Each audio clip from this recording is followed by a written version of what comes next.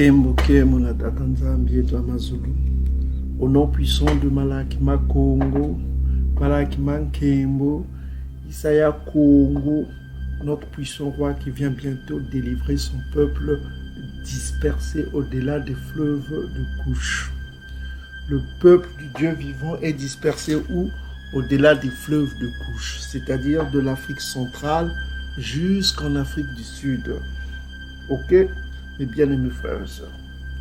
Selon les prophéties de Isaïe que vous appelez Ésaïe, ok, Ésaïe chapitre 18 verset 1 à 7 confirme cela. Et vous avez Sophonie chapitre 3, Sophania chapitre 3 verset 10 à 20. Le peuple du Dieu vivant, créateur des cieux et de la terre, est dispersé où? Au-delà des fleuves de couche. Maintenant, leurs frères sont captifs parmi les nations, toujours selon le coma. Et il va ramener leurs captifs sous leurs yeux, selon le coma, Sophonie chapitre 3 verset 20. Donc, bien-aimés frères et sœurs, le peuple du Dieu vivant, c'est ce que le monde appelle les peuples bantou. Ok? C'est un peuple qui est uni par la langue et uni aussi par l'ADN, et nous vous l'avons démontré dans nos vidéos précédentes. Donc, c'est la famille des Bantous. Donc, ce peuple doit être nourri dans ces derniers temps. Piché, ça me met 81% Cameroun, Congo. Donc, mesdames et messieurs, je suis congolaise. Excusez mon émotion. This is even funnier, right? Okay, when it comes to Africa, you are, that is me, 97% Cameroon, Congo. 97% Cameroon, Congo. So that means that all the other results are just trace results. So the trace regions were 35,5% nigérienne. Alors t'es de Côte d'Ivoire, toi? Ouais. Ensuite, il y a 30... C'est à côté, je suis nulle en géographie. Alors attends, donc il y a la carte là. Niger, Côte d'Ivoire. Ah ouais, c'est à côté quand même. C'est où le Nigeria? Belle, hein, Niger. Ah oui, bah oui, c'est là, ouais, je suis trop bête. Ensuite, je suis à... Alors attends. Comment je fais pour retourner en 34,8% ouest africaine.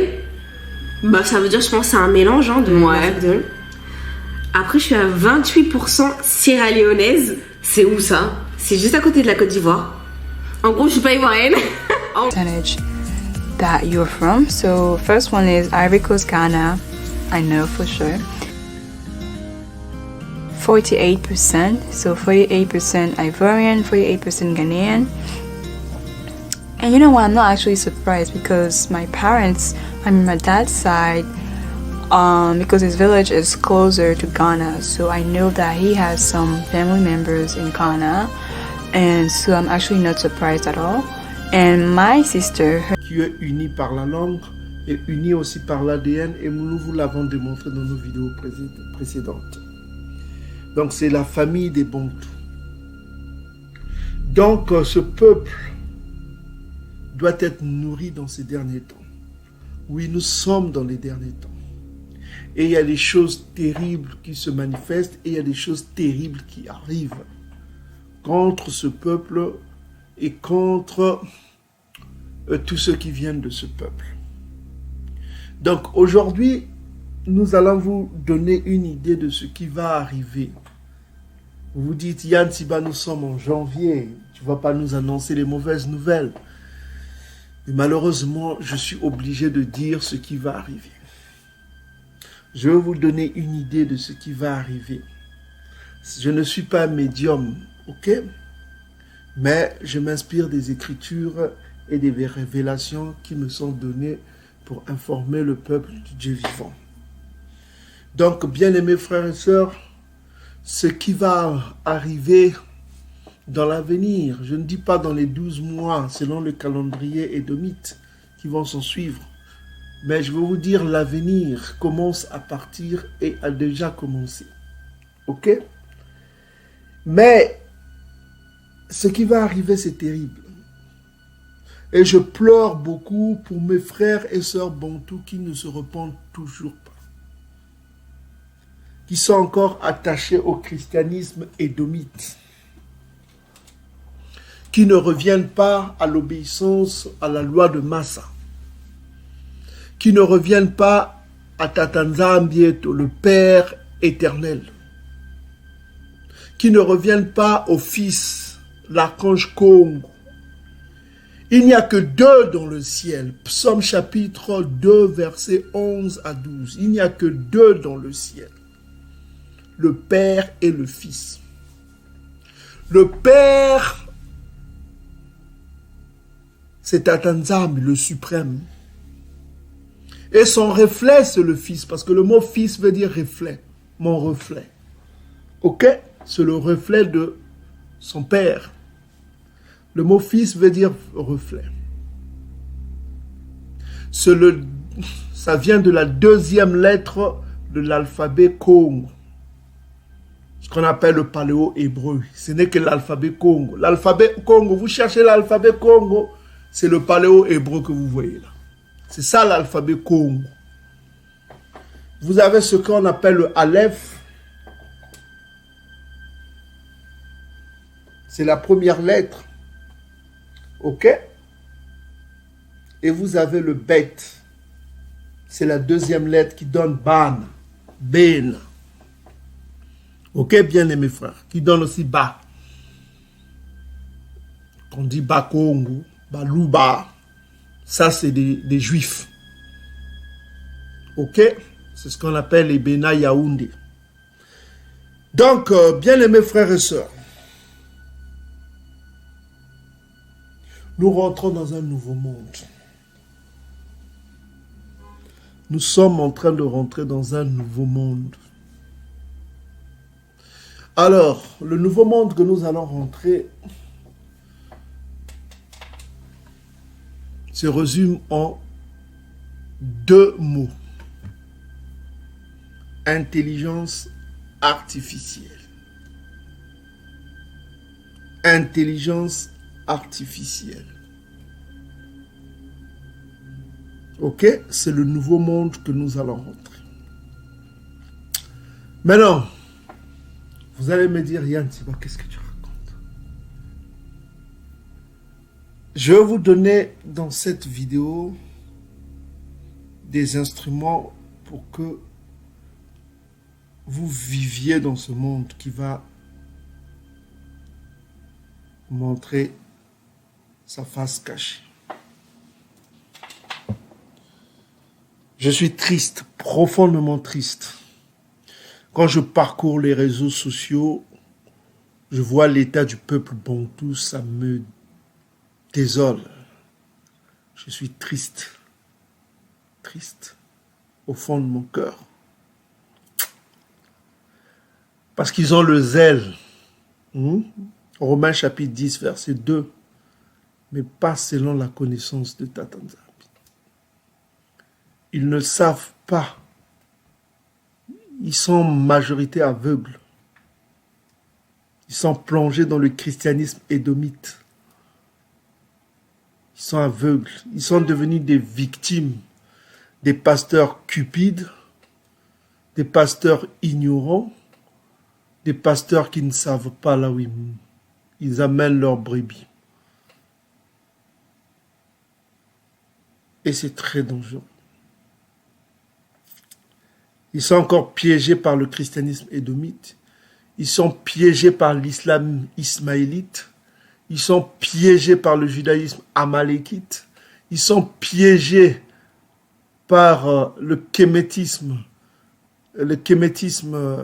soudano-kamite, avec le culte de la nature au lieu du culte de celui qui a créé la nature. Donc ils font le culte de la création au lieu de faire le culte du créateur. Donc ils louent la nature au lieu de louer celui qui a créé la nature. C'est comme les religions d'Ngoyi avant. Ils faisaient le culte du soleil au lieu de faire le culte de celui qui a créé le soleil.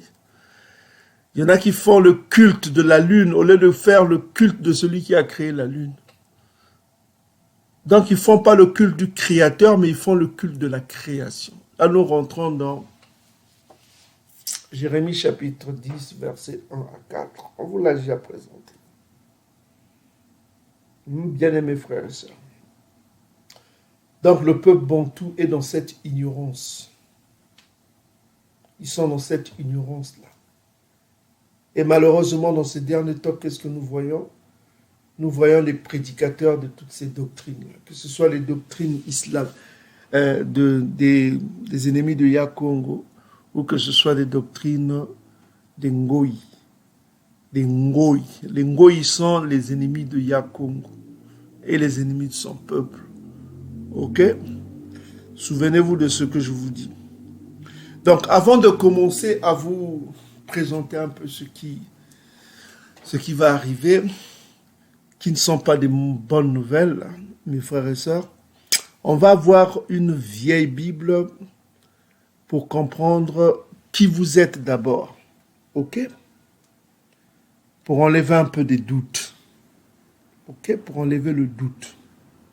Donc, on va prendre une vieille Bible. Ok, mes bien-aimés frères et sœurs. Donc, avant de commencer, on va lire d'abord les apocryphes avant d'aller dans la vieille Bible. On va lire les apocryphes, mes frères et sœurs. Donc, nous sommes dans Bible Tob. Hein? Donc, vous allez dans, comment on appelle, dans Google, vous tapez lire la Bible.net. Donc, vous avez lire.labible.net. Vous tapez seulement sur Google lire la Bible.net, vous tomberez sur ce site-là. C'est un site intéressant, vous avez plusieurs versions de la Bible. Et sur ces versions, vous choisissez traduction œcuménique de la Bible, c'est-à-dire Tob. Parce que ça s'achète souvent, la Tob là, ça coûte cher, hein, pour ceux qui n'ont pas les moyens. C'est une traduction œcuménique hein, de la Bible. Le mot œcuménique veut dire wakumen, hein, ça veut dire mondial. Hein. C'est contraire à ce qu'on appelle cosmos. C'est le contraire de cosmos qui veut dire entité, tout ça. Ok? Wakumen. Donc, voilà quoi. Donc, vous avez les apocryphes. Hein. Si vous cliquez, si vous avez les apocryphes à gauche, vous avez les apocryphes. On vous a déjà fait une vidéo. Vous regardez là où vous avez des instruments pour vous instruire dans le commun. Donc, ça, c'est vraiment intéressant. Vous avez plusieurs traductions. Français courant, Nouvelle Bible, tout ça. Et puis, vous avez même King James en français pour avoir les traductions. Donc, voilà quoi. Vous sélectionnez, vous allez à gauche, vous sélectionnez ce que vous... Hébreu, par exemple. Vous descendez, vous avez les apocryphes. Hein. Si vous descendez, vous avez les apocryphes. OK? Vous avez un Esdras. Dans certaines versions, ça s'appelle 3 Esdras. Et voilà. Et vous avez 2 Esdras. Dans certaines versions, 2 Esdras devient 4 Esdras. Hein. Et vous avez le livre de Maccabée, 1, 2, 3. Vous avez Baruch, Daniel, le livre de Daniel grec, Esther. Et puis vous avez Judith, c'est des apocryphes, la lettre de Jérémie, prière de Manassé. Et vous avez Sagesse, Bénan, Siracide, vous avez Tobit. Tout cela sont des apocryphes à lire, mes frères et sœurs. C'est vraiment intéressant, ça fait partie de la Bible. Et que plus tard, l'Église catholique a rayé parce que il y avait des choses qui lui déplaisaient sur Édom, en quelque sorte. Voilà, quand on a dit Édom est la fin de ce siècle, donc voilà quoi. C'est Édom qui régnera, ils n'ont pas voulu de ça. Ok? Donc, allez dans ces apocryphes, apprenez quelque chose. Donc, aujourd'hui, on va vous parler des apocryphes de Esdras. Donc, je répète encore, dans certaines versions, c'est 3 Esdras pour un Esdras. Et dans certaines versions, 4 Esdras devient 2 Esdras. Donc là, nous sommes dans 2 Esdras.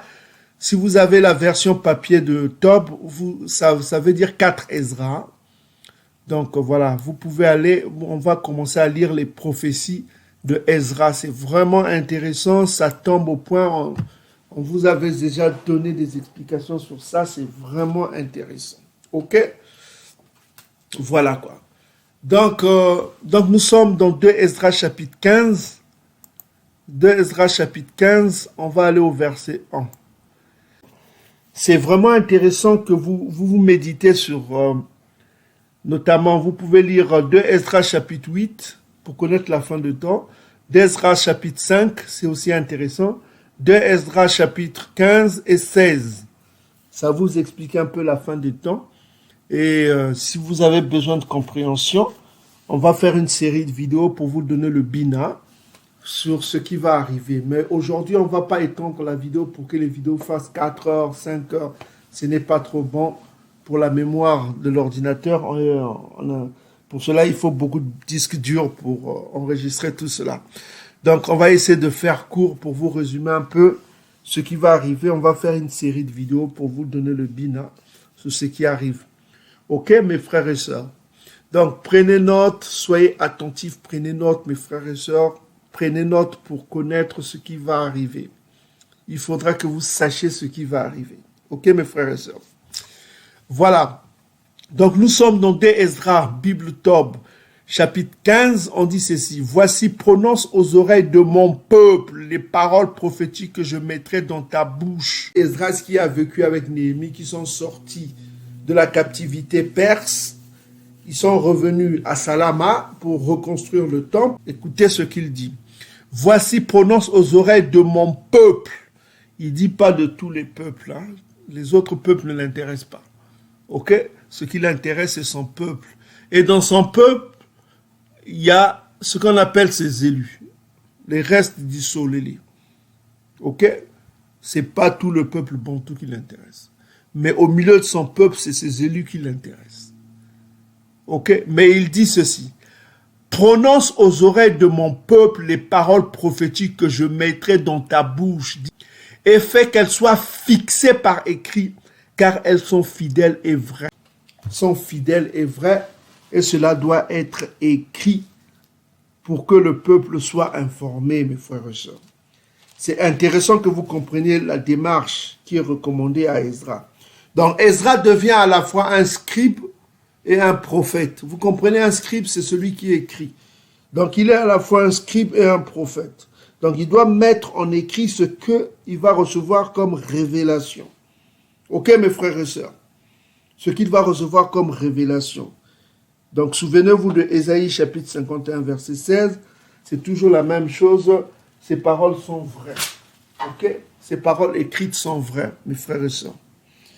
Donc, vous qui êtes ici présents avec moi, prenez note aussi de ce qu'on va vous révéler. On va faire une série de vidéos pour vous donner le bina, ce qui va s'accomplir. Maintenant, écoute ce que dit au verset 3, il dit ceci. Ne crains pas les desseins dirigés contre toi, Ezra, quoi. Que les incrédulités de tes contradicteurs ne te troublent pas. Ne crains pas les desseins dirigés contre toi, Ezra. Que les incrédulités de tes contradicteurs ne te troublent pas, car tout incrédule mourra dans son incrédulité. Donc, vous savez, hein, le péché contre le Saint-Esprit, je vous l'avais dit, le péché contre le Saint-Esprit, c'est l'incrédulité. Je vous l'avais déjà révélé dans les vidéos précédentes. Le péché contre le Saint-Esprit, c'est l'incrédulité. Et c'est un péché impardonnable. Tout péché peut être pardonné, mais pas l'incrédulité. Ok? Pas l'incrédulité. Tout péché peut être pardonné, mais pas l'incrédulité. L'incrédulité est un péché contre le Saint-Esprit. Le Saint-Esprit se manifeste et on rejette le Saint-Esprit. Ça, c'est un péché impardonnable. Ok? Maintenant, je répète encore. Le livre d'Ezra dit ici, prononce aux oreilles de mon peuple les paroles prophétiques que je mettrai dans ta bouche. Ça, c'est dans les apocryphes. Maintenant, vous savez, la Bible Tob est l'œuvre d'une traduction tirée de ce qu'on appelle la Vulgate. Maintenant, on va aller dans la Vulgate pour connaître. La Vulgate, c'est quoi? Pour ceux qui ne connaissent pas la Vulgate, c'est l'une des anciennes Bibles. On va aller dans Wikipédia pour que vous connaissiez la Vulgate, c'est quoi? Ça, c'est Wikipédia, vous donne la Vulgate pour connaître qui est le peuple du Dieu vivant. Donc, Si dans Wikipédia, on vous dit ici que la Vulgate est une version latine de la Bible, composée d'une part en majorité des traductions faites en fin du IVe siècle par Jérôme Stridon, d'autre part de traductions latines indépendantes de ce dernier, appelé Vitus Latinas. Donc, il faut savoir que à la chute de Salam en l'an 70, ceux qui ont pillé le temple, c'est les Romains. Et ça, c'est les fils des Romains qui sont les Édomites. Ils ont pris beaucoup de documents. Et c'est les traductions de ces documents pillés en l'an 70 que nous allons essayer d'examiner, qui datent, selon Wikipédia, du IVe siècle, traduit par Jérôme de Stridon. Le IVe siècle, à ma connaissance, au IVe siècle, il n'y avait pas d'Européens au-delà du fleuve de Couche. Il n'y avait pas des Édomites. Ok? Au-delà des fleuves de Couche. Il n'y avait pas d'Édomites. Les gens cherchaient le peuple du Dieu vivant. Imaginez-vous, les gens cherchaient le peuple du Dieu vivant. Hein? On cherchait les tribus, les 12 tribus. Où sont-ils? Les tribus perdues. On utilisait le terme tribus perdues. Vous avez entendu parler de tribus perdues, mes frères et sœurs? Hein? Ça met à l'épreuve ceux qui s'appellent les Kémètes, ceux qui sont incrédules, hein, en fonction de la Bible, qui disent que la Bible, ce n'est pas nos livres. Imaginez-vous, nous sommes au IVe siècle. On va avoir une traduction de ce IVe siècle-là. On va aller dans Blue Letter. Blue Letter qui est un site des théologiens, hein, des archéologues qui ont fait ce site-là qu'on appelle Blue Letter, des Américains, hein, qui réunit un peu toutes les traductions des Bibles, tout ça comme ça, les plus anciennes, tout ça comme ça. Donc là, nous sommes dans Sophonie. On va aller dans Sophonie chapitre 3. On va prendre Sophonie. On vous a déjà montré ça dans les vidéos précédentes, la Vulgate, comment elle a traduit. Quand vous allez dans la Bible, les Bibles les plus anciennes, je vous dis les plus anciennes, parce que les plus récentes ont été modifiées par Édom pour cacher la vérité. Vous comprenez? Donc, pour connaître la vérité, il faut aller voir ce qui est ancien, ce qui est vieux. Parce qu'avec l'évolution, ici, nous sommes avant l'esclavage transatlantique ou l'esclavage des Mahométans, hein, des musulmans, ou l'esclavage des Kamites. On vous a prouvé l'esclavage des Kamites qui ont contribué à l'esclavage du peuple du Dieu vivant, les Bantous. Ok? L'esclavage islamo-kamite. Ok? Islamo-kamite. Hein? Donc, voilà quoi. Islamo-kamite. Avant l'esclavage, tout esclavage, nous sommes au IVe siècle, mes frères et sœurs. Cette version-là, Vulgate, comme vous voyez ici, nous sommes dans Blue Letter, vous voyez VUL, c'est Vulgate. Vous pouvez changer de version ici. Vous pouvez mettre King James. Vous pouvez mettre New Living Translation. OK? Vous pouvez choisir n'importe quelle traduction. Reina, 1960. Vous choisissez les traductions que vous voulez. Donc, nous avons pris Vulgate. Nous avons sélectionné Vulgate. OK? Donc, comme vous voyez, c'est en latin. Séphania, ça veut dire Sophonie, hein, chapitre 3. Là où on parle du peuple du Dieu vivant. Ok? Donc, ici, c'est une vision prophétique eschatologique. Hein? Quand vous commencez à partir du verset 8, ça parle du retour de l'archange Congo. Le retour de l'archange Congo, quand il reviendra, où sera son peuple? Et c'est intéressant de comprendre le message reçu par Ezra, toujours dans les apocryphes, que contiennent aussi la Vulgate. Ok?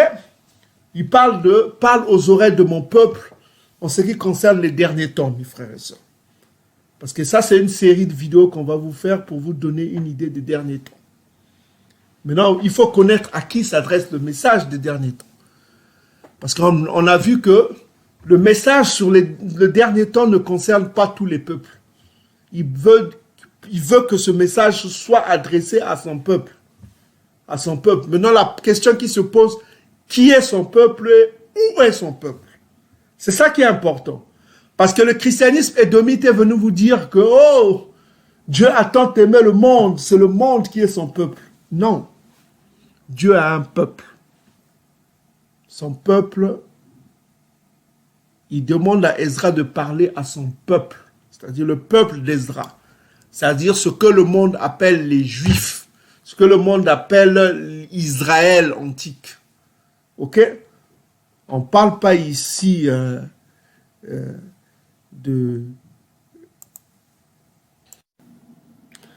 On ne parle pas ici d'Ézéchiel chapitre 36, versets 1 à 5. Notamment au verset 5, là on parle que Édom a pris possession de la terre d'Issolélé. On ne parle pas des usurpateurs qui se disent partout qu'ils sont de la maison de Yaoundé, mais qui ne le sont pas, selon Apocalypse chapitre 2, verset 9. On ne parle pas des usurpateurs, selon Apocalypse chapitre 3, verset 9. Mais on parle du vrai peuple du Dieu vivant. Le peuple du Dieu vivant. Ok, vous comprenez ce que veut dire le coma. Ok, mes frères et sœurs. Donc, on ne parle pas des usurpateurs selon Ézéchiel chapitre 36, verset 5, 6. 5 à 6. On ne parle pas des usurpateurs selon Ézéchiel chapitre 36, verset 5.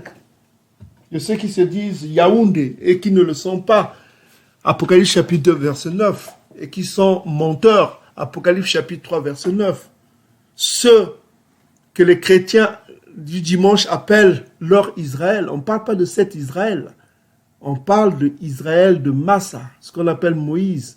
Israël d'Ezra, ce qu'on appelle Ezra. Israël de ce que vous appelez Isaïe, Jésus. Son peuple, son sang, son peuple, le vrai Israël. On ne parle pas du Israël édomite. On parle du Israël véritable, ancien, de Dieu, Israël de Dieu, pas Israël du mensonge. Ici, on parle du vrai peuple de Dieu. Qu'est-ce qui le prouve? Nous sommes ici dans une version qui date du 4e siècle. 4e siècle. Est-ce que vous pouvez tout nous dire sur la Vulgate? C'est en effet très proche de vulgariser, c'est-à-dire c'est rendre accessible le texte de la Bible au lecteur de l'époque. L'époque, c'est laquelle? C'est celle de Saint Jérôme, 4e siècle après Jésus-Christ, qui entreprend un travail de titan qui consiste à rendre en latin, Vulgate, en latin, les textes qui étaient disponibles de l'Ancien Testament, mais lui, il va le chercher la source. Il va chercher le texte en hébreu, il va chercher le texte grec pour essayer de retrouver la source et non pas des traductions de traductions.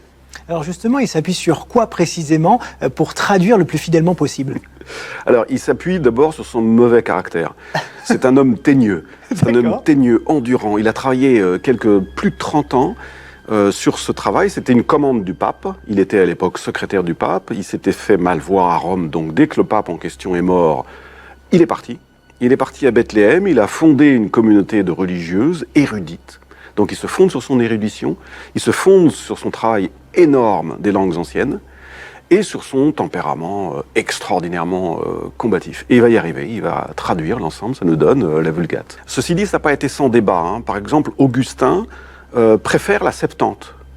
Augustin est strictement contemporain, à 2 ans près de Saint Jérôme, ils se connaissent, et il préfère la Septante. Pourquoi? Parce qu'elle a déjà une tradition interprétative, et pour lui c'est important. Tandis que pour Saint Jérôme, ce qui est important, c'est la source. Et ça permet aussi à tous les chrétiens d'avoir une Bible unifiée, et ils comprennent la même chose, et ils prient la même chose. Alors ils comprennent, je ne sais pas, en tout cas ils ont la même référence. Les problèmes de traduction, aujourd'hui encore, sont des problèmes très débattus. Un mot, une virgule, et le sens change. C'est pour ça qu'on cherche à avoir le sens le plus source possible. L'homme édomite n'était pas encore en Afrique centrale. Vous êtes d'accord avec moi, mes frères et sœurs ici présents? Et ceux qui nous suivent sur YouTube, vous êtes d'accord avec moi? Nous sommes au 4e siècle. 4e siècle, vous vous imaginez, au 4e siècle. Hein? Le christianisme se répandait en Europe, dans les deux parties de l'Europe, c'est-à-dire dans les deux parties du royaume de la Rome antique, la Rome orientale, la Rome occidentale, parce qu'il y avait deux Roms, hein, les deux pieds, hein, qui représentaient la puissance romaine, c'est-à-dire la Rome orientale, là où vous avez à l'est et vous avez la Rome occidentale à l'ouest, ok? Là où ils étaient en train de parler de Christ, tout ça comme ça, voilà quoi. Mais le peuple du Dieu vivant, où seront-ils dans les derniers temps? Et c'est ici la prophétie, selon une Bible du 4e siècle. La Bible du 4e siècle. Là, il n'y avait pas de complicité. Eux, ils connaissaient parce que, vous savez, ils avaient des statues en ce temps-là, avant la Renaissance. Avant la Renaissance, les statues étaient comment? Noires. La Vierge et l'enfant étaient noirs. Avant que les choses changent. Est-ce que vous commencez à comprendre? Ça, vous devez le comprendre. Avant, la Vierge et l'enfant étaient noirs. Qu'est-ce qui s'est passé après? On a mis en esclavage les Soudano-Kamites, d'abord les premiers, et on a mis en esclavage les Bena Yaoundé, et ils se sont dit, mais ces gens-là sont sous nos pieds, ils sont esclaves. Comment est-ce qu'on peut les déifier encore? On ne peut pas déifier des gens qui sont sous nos pieds. Est-ce que vous commencez à comprendre? On ne peut pas les déifier quand même. Hein? Les uns ont construit des pyramides, les autres ont des prophètes. Parce que les Kamites ont construit des pyramides. Ils se sont accaparés de la connaissance kamite avec la franc-maçonnerie, avec des loges. Ils se sont accaparés des prophètes et tout ça qui appartenaient au peuple bantou. La Bible, ils se sont accaparés de ça. Et ils se disent, mais à quoi bon déifier ces gens-là? On n'a plus besoin d'eux. Ils sont sous nos pieds, ils sont nos esclaves. Maintenant, nous, on va examiner avant cela. C'est comme avec les statues d'Égypte antique. Hein? Quand vous voyez le sphinx, avant, il avait un visage négroïde. Après, qu'est-ce qui s'est passé? C'est qu'on a cassé le nez, on a cassé toutes les formes négroïdes pour masquer la réalité. Et tout cela se fait toujours par les ennemis de Yakongo. Vous avez toujours la liste que vous avez sur le psaume chapitre 83. La liste est là, elle ne change pas. Ce qui a changé, c'est que ces mêmes peuples-là ne savent même plus qui ils sont. Tellement qu'ils se sont convertis, ils ont changé leur image, ils se déguisent maintenant. Ils ne savent plus qui ils sont, ils se déguisent tellement. Ils se disent, je prends ceci parce que je ne veux pas être ce que je suis. Je veux être ce que eux, ils sont. Je veux être comme ces peuples-là. Ces peuples-là sont bénis. Je veux être comme eux. J'enlève ma nationalité, je ne... Voilà. Donc vous avez l'histoire, on vous l'a enseigné. Vous avez... juste un exemple, vous avez des berbères qui se sont convertis avec la reine Kaïna. Aujourd'hui, ils se disent...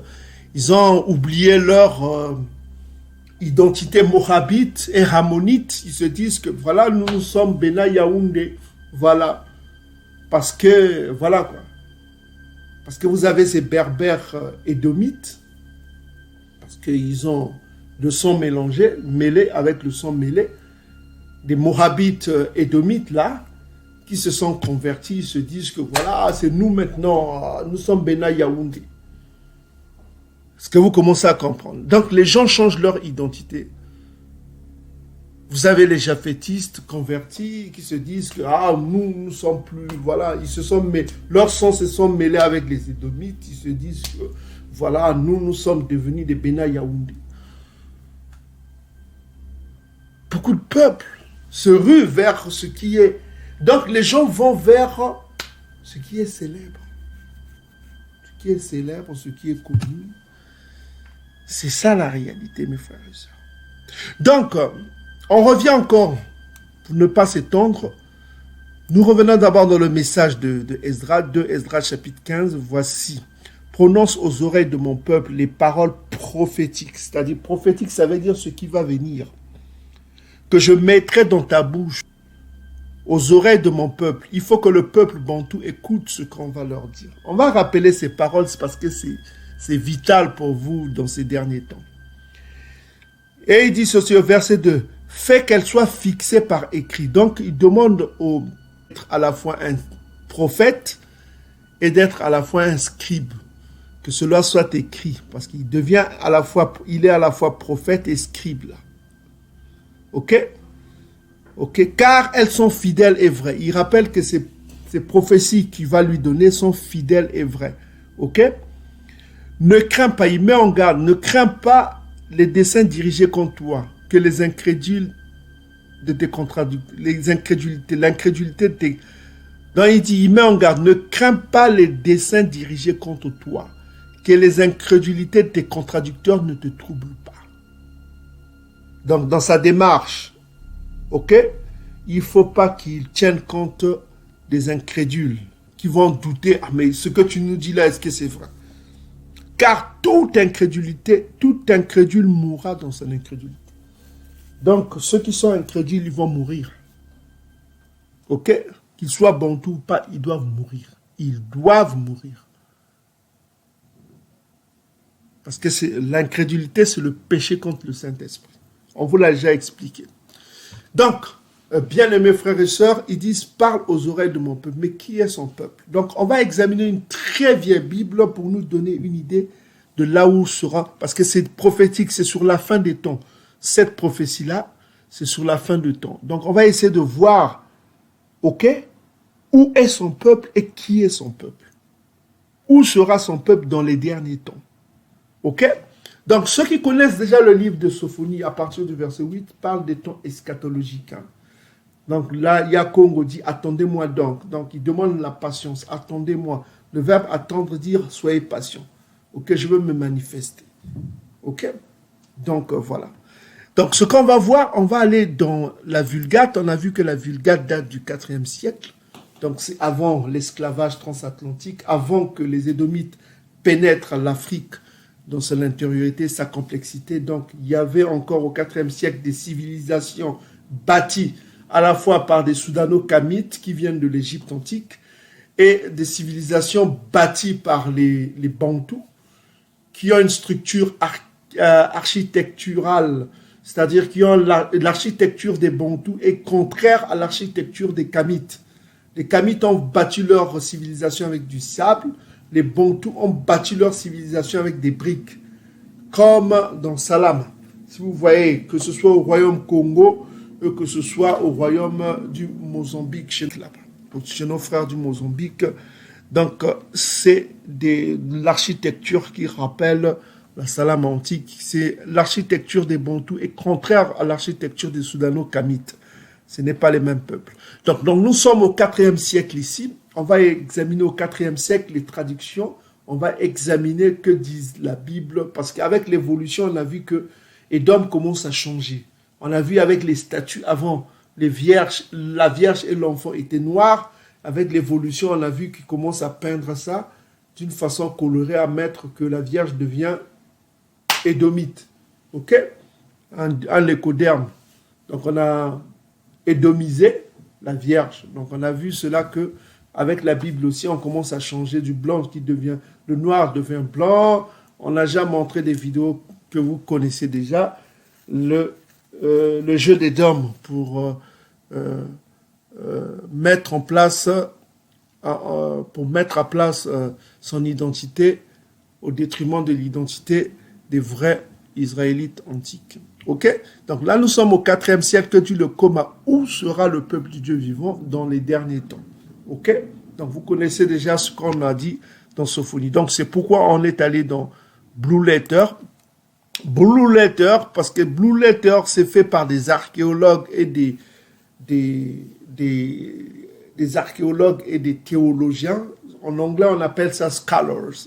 Scholars, ça veut dire des intellectuels américains. Américains, parce que, vous savez, en Amérique, il y a beaucoup d'universités, des gens qui étudient très profondément.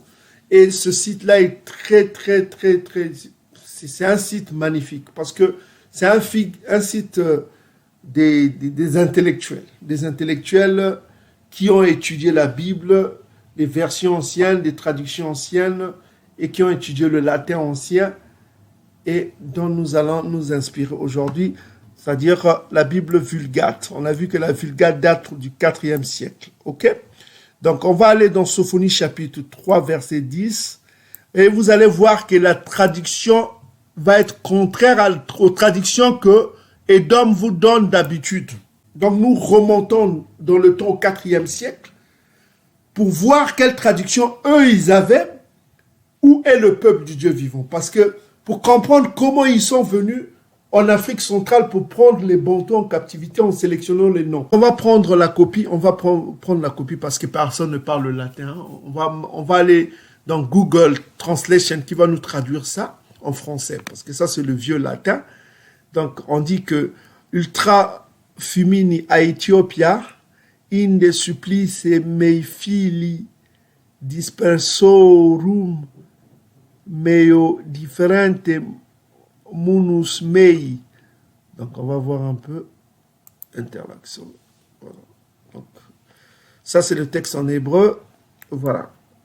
Donc c'est en latin. Donc on va copier ça, on va mettre ça dans Google qui va nous traduire ça pour avoir, parce qu'on ne parle pas le latin. Si vous voyez tout en latin, parce que c'est le Vulgate, ça a été écrit en latin. Maintenant il faut traduire en français. Pour cela, on a un instrument aujourd'hui qui s'appelle Google Translate. Donc, on a mis ça ici, ultra fumé. Vous voyez, c'est le même mot. Et ça va traduire directement en français. Donc, on va augmenter un petit peu pour voir la traduction en français. Que voulait dire le texte? Donc, vous voyez que le texte change radicalement de ce qu'on nous donne dans toutes nos Bibles. Là, c'est au 4e siècle. Regardez comment c'est traduit. Au-delà des fleuves d'Éthiopie, c'est-à-dire Coucha. De là, mes suppliants, fils de mon peuple dispersé, m'apporteront un cadeau, c'est-à-dire les offrandes, quoi, cadeau. Donc vous voyez, ici on précise bien fils de mon peuple, les fils au pluriel, mes suppliants. Suppliants, ça veut dire mes adorateurs, ou bien mes fidèles, ou bien ça veut dire mes serviteurs, quoi. Mes serviteurs, mes suppliants. Fils de mon peuple, il dit bien de mon peuple dispersé, m'apporteront des offrandes, un cadeau. Donc vous voyez que il y a une différence ici, c'est qu'on a précisé bien mon peuple dispersé. Mon peuple dispersé. Donc ici, si vous voyez bien la traduction du 4e siècle, mes frères et sœurs, mettez ça dans la tête, nous sommes au 4e siècle. Il n'y a pas de l'esclavage encore. Il n'y a pas encore la colonisation. Il n'y a pas encore la présence des Bibles, des pasteurs, des évangélistes qui viennent en Afrique, tout ça comme ça. Mettez ça dans votre cerveau. Mais mon peuple, ne soyez pas incrédules. Je mets en garde les incrédules. Mettez dans votre cerveau. Ici, Dieu dit que son peuple, quand il reviendra, ils seront dispersés au-delà des fleuves de l'Éthiopie, c'est-à-dire de Couche, de la Nubie. Quand on voit la traduction hébraïque, le mot c'est Couche, ça veut dire la Nubie ancienne. Mais là, nous sommes dans les traductions de l'hébreu ancien au latin. Est-ce que vous commencez à comprendre? Donc, mettez ça dans votre tête. Au 4e siècle, le christianisme est en train de se répandre seulement dans les deux les deux pieds de la Rome antique. C'est-à-dire le pied Rome orientale, là où va naître ce qu'on appelle les églises orthodoxes, et Rome occidentale, là où va naître le catholicisme qui aura pour sur siège ce qu'on appelle la cité des papes. Il y avait l'empire romain, c'est-à-dire oriental, et occidental, là où il y aura la cité des papes qu'on appelle à Avignon. À Avignon, je crois, c'est Avignon, une ville comme ça. C'est là où sera, avant que ce soit au Vatican, quoi, avant que ça se déplace au Vatican, c'était d'abord en France, chez les Francs, à Avignon. C'est là où se réunissaient les papes. Donc, bien aimés frères et sœurs, là nous sommes au IVe siècle. Avant même que Abbé Proyard vienne découvrir le paléo-hébreu ancien, chez ces peuples dispersés au-delà du fleuve de Couche. Est-ce que vous commencez à comprendre? Avant que les jésuites envahissent cette partie de l'Afrique, avant les témoignages qu'on vous a montré des livres des Édomites qui confirment que le peuple dispersé au-delà du fleuve de Couche sont effectivement les Juifs anciens, avant qu'on fasse même l'ADN des Lemba, pour confirmer que les Lemba ont un ADN sémitique. Avant toutes ces choses-là. Est-ce que vous commencez à comprendre? Là, nous sommes au IVe siècle, mes frères. Au IVe siècle. Avant que Napoléon découvre même le Sphinx. Au IVe siècle, avant que Napoléon vienne découvrir le Sphinx, avant que Champollion même traduise les hiéroglyphes. IVe siècle. Dieu est en train de dire que à son retour, quand il reviendra, son peuple sera dispersé au-delà des fleuves de Couche. Son peuple, quand il reviendra, ils apporteront leur offrande. Mes frères, c'est incroyable. C'est ça la prophétie. Donc, quand on parle aux oreilles de mon peuple, en ce qui concerne les derniers temps, les temps eschatologiques, les prophéties sur la fin des temps, aux oreilles de quel peuple? Parce que là, on apprend que le peuple du Dieu vivant est dispersé où? Au-delà des fleuves de Couche, au-delà des fleuves de l'Éthiopie, au-delà des fleuves de Couche. Le peuple du Dieu vivant, créateur des cieux et de la terre. Ils ne sont pas au-delà du fleuve du Jourdain. Ils ne sont pas au-delà du fleuve du Rhin. Au-delà du fleuve, je ne sais pas d'où. Du Tibre, en Italie là-bas. On ne parle pas de ça. Parle aux oreilles de mon peuple. Écris pour que le peuple lit. Et c'est ce que nous allons vous faire lire dans une série de vidéos pour que vous compreniez ce qui vous attend, mes frères et sœurs. On va parler aux oreilles de ce peuple qui dit au-delà des fleuves de l'Éthiopie, de là mes suppliants, c'est-à-dire mes serviteurs, Yankaba mon serviteur, hein? Là où nous rentrons dans Ésaïe chapitre 44, versets 1 à 3, c'est Yankaba le serviteur. Donc c'est Yankaba dont on parle. Mes suppliants, fils de mon peuple dispersé. Donc mon peuple dispersé. Donc on doit parler à ce peuple du Dieu vivant qui est dispersé là-bas. C'est eux qui doivent recevoir ces paroles prophétiques. Les gens vont dire, oh mais Yann Tiba, pourquoi tu parles qu'à ce peuple? Pourquoi tu ne parles pas aux autres peuples? Mais qu'est-ce que peut faire Yann Tiba? Yann Tiba a été visité par l'archange Congo. L'archange Congo lui a dit, mon peuple porte mon nom. On vous a montré qu'il porte le nom de... Voilà. C'est quoi ce nom-là? C'est quoi ce nom? C'est quoi ce nom-là? L'archange Congo a dit, mon peuple porte mon nom. Hein? Le peuple du Dieu vivant porte son nom. On vous l'a montré.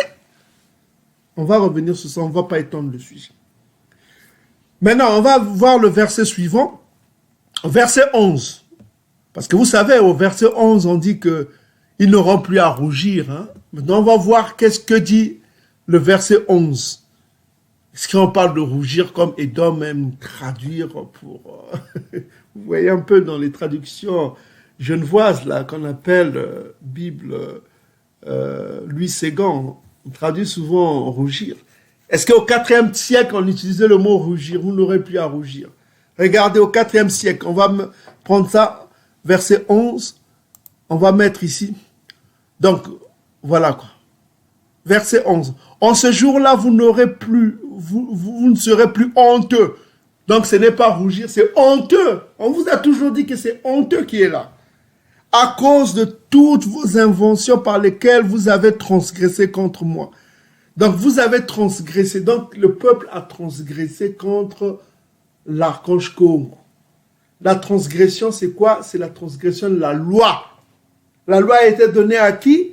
À Yankaba, selon Psaume chapitre 78, versets 5 à 7. Ce n'est qu'à Yankaba, selon Psaume chapitre 147, versets 19 à 20. Aucun peuple n'a reçu la loi de Massa, si ce n'est ce peuple. Donc, non seulement son peuple est dispersé au-delà du fleuve de Couche, et il dit encore que c'est ce peuple qui a transgressé contre la loi qu'il a donnée à Massa. Ils sont coupables. Il accuse ce peuple d'être coupable. Est-ce que vous commencez à comprendre? Il accuse ce peuple d'avoir transgressé contre la loi de Massa. Est-ce que vous commencez à comprendre? Je retrancherai du milieu de toi les orgueilleux, de ton orgueil, tu ne seras plus exalté dans ma montagne sainte. Donc ce peuple a rendez-vous dans la montagne sainte qui est la nouvelle Salama. Qui est la nouvelle Salama. C'est pas beau ça? C'est beau. Et on a vu dans la suite du IVe siècle, dans la suite de temps, on a vu pourquoi les jésuites ont préféré aller là-bas, au-delà des fleuves de l'Éthiopie, pour constater d'eux-mêmes. Ils ont pris des photos avec ce peuple. Ils voulaient prendre des photos, des selfies. Ils prenaient des selfies à côté des rois de ce peuple, pour juste être à côté de ce peuple. Ils ont tout fait juste pour s'installer là-bas. En Afrique du Sud, en Namibie, la colonisation, ils voulaient rester au milieu de ce peuple. Ils voulaient contrôler ce peuple. Et ils ont constaté quoi? Ce peuple parle le paléo-hébreu ancien, le paléo-latin, le paléo-grec. Là, nous rentrons dans Yokanajan, chapitre 19, verset 20. Ils savaient où était le peuple de Dieu. Et ces archives-là, vous les trouvez-vous au Vatican. Au Vatican. Les vieilles Bibles là, latines, vous trouvez au Vatican. Ils savent là où est le peuple du Dieu vivant. Et ils connaissent son nom, Congo. Et on va vous le démontrer. On a publié une vidéo à New York. On a publié une vidéo que voici. Cette vidéo que voici s'appelle Secret Video The Vatican Doesn't Want Black People to Watch. Cette vidéo a été publiée après la visite de l'archange Congo. Quand l'archange Congo nous a révélé. Cette vidéo a été publiée au camp. Regardez la date de la publication, le 7 avril 2016. Le 7 avril 2016, qu'est-ce qui s'est passé? C'était le 7 avril, si vous voyez sur Google, le 7 avril, qu'est-ce qui s'est passé? Il y avait une forte nouvelle lune. C'était la nouvelle lune. 7 avril, quand on a publié, c'est la première fois qu'on a révélé au monde le nom de l'archange Congo. Regardez, mettez sur Google 7 avril, regardez qu'est-ce qui s'est passé ce 7 avril. 7 avril 2016. 7 avril 2016. Phases of the moon in 2016 year. 7 avril 2016, 11h25. Publication, c'était quoi? New Moon. New Moon, ça veut dire nouvelle lune. C'était le temps de la nouvelle lune que cette vidéo, nous l'avions publiée. Et qu'est-ce qui s'est passé dans cette vidéo que nous avons révélé le nom de Ya Congo, de l'archange Congo? Ça a fait un bon 1 500 000 vues. 1 500 000 vues. C'était du jamais vu. 1 500 000 vues. Je vous mens pas, regardez.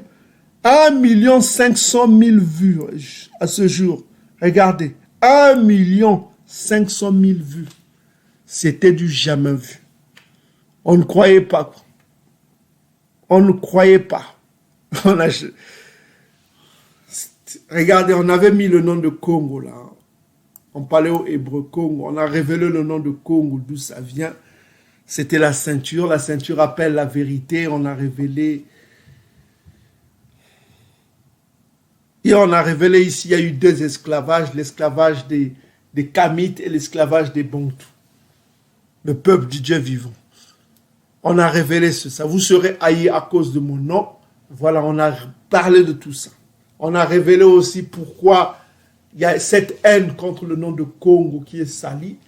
Avec le film de King Kong publié par les francs-maçons dans un dessin animé, on a parlé de ça dans cette vidéo. Regardez combien de vues ça fait. C'est du jamais vu. Hein.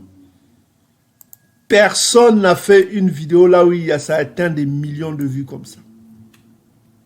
1 523 920 views. C'est beaucoup, 1 million. 1 million. On a publié le nom de Congo. Ça, c'était un miracle. On a dit que le Dieu qui nous a révélé cela, celui qui nous a révélé cela, nous a dit, et ce qu'il nous a dit, c'est vrai. Voilà que mon peuple porte mon nom. Hein? Mon peuple porte mon nom. Et on a révélé cela, ça fait un bond. Et depuis, qu'est-ce qui se passe?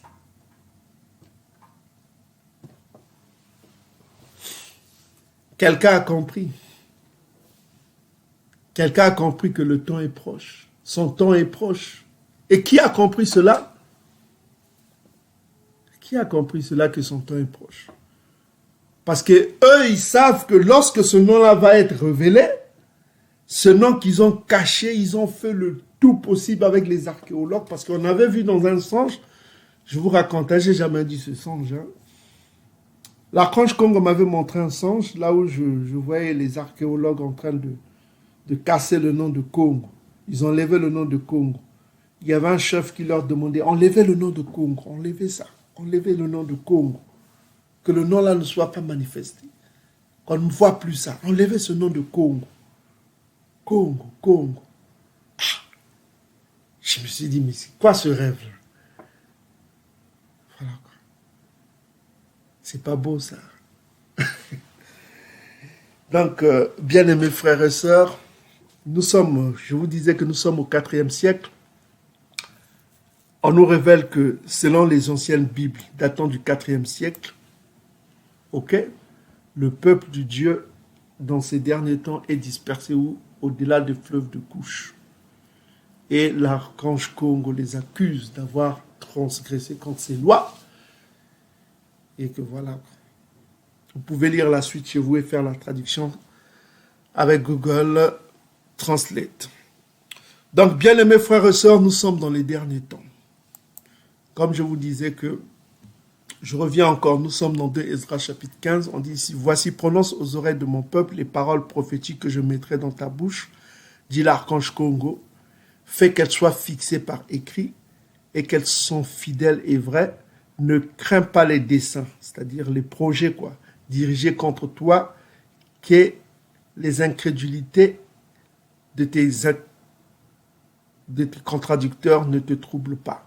Car tout incrédule mourra dans son incrédulité. Et je le dis aussi aujourd'hui, tous ceux qui sont incrédules vont mourir dans leur incrédulité. Parce que l'incrédulité, c'est quoi? C'est le péché contre le Saint-Esprit. Ok. Maintenant, verset 5. On va break it down pour que vous compreniez les prophéties qui vont arriver. Voici, dit Ya Congo, j'introduis dans l'univers des mots. C'est-à-dire qu'il va introduire dans l'univers des mots. Hein. Des mots, c'est-à-dire les malheurs. Ce qu'on appelle les fléaux. Hein. On vous l'a déjà dit. L'épée, la faim, la mort et l'anéantissement. Donc, on a l'épée, la faim, la mort et l'anéantissement. Donc, les gens vont connaître la famine, ils vont connaître la mort, ils vont connaître l'anéantissement. Donc, on va faire la suite prochainement. Donc, pour annoncer à tous nos auditeurs sur YouTube, c'est que la nouvelle lune va intervenir le 1er février, mes bien-aimés frères et sœurs. Ça commence à partir de 8h35 et ça finit à partir de 17h52. Ça, c'est pour ceux qui sont en Europe. Maintenant, pour ceux qui sont au Canada ou, comment dirais-je, en Amérique du Nord, c'est-à-dire les États-Unis, c'est à partir du 31 aux mêmes heures. Hein. Donc, voilà, de 8h35 à 17h52. Pour cela, comme vous le savez déjà ce qu'il faut faire, il faut prier, il faut jeûner, il faut prier beaucoup. Parce que le monde ne va pas bien. L'archange Congo va revenir bientôt. Le grand archange Congo, l'ange de l'Alliance qui va revenir, Mikaïa Congo, cité dans Daniel chapitre 12, va venir.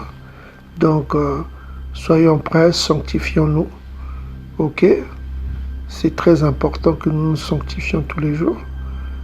Voilà, qu'est-ce qui nous sanctifiera? C'est la parole. Et qu'est-ce qui nous sauvera? C'est le Tsiadi. Ok? C'est la foi et le Tsiadi. Le Tsiadi est important. Il faut avoir le Tsiadi. C'est le Tsiadi qui nous sauvera. C'est la justice de Yakongo qui nous sauvera. Ok? Donc, et n'oubliez pas de se rappeler de la loi de Massa. La loi est pour nous quelque sorte un embryon. Ok? C'est la parole, c'est l'épée. C'est important pour nous pour faire le combat spirituel. Nous avons besoin de la loi. La loi, c'est la parole. Ok, mes frères et sœurs?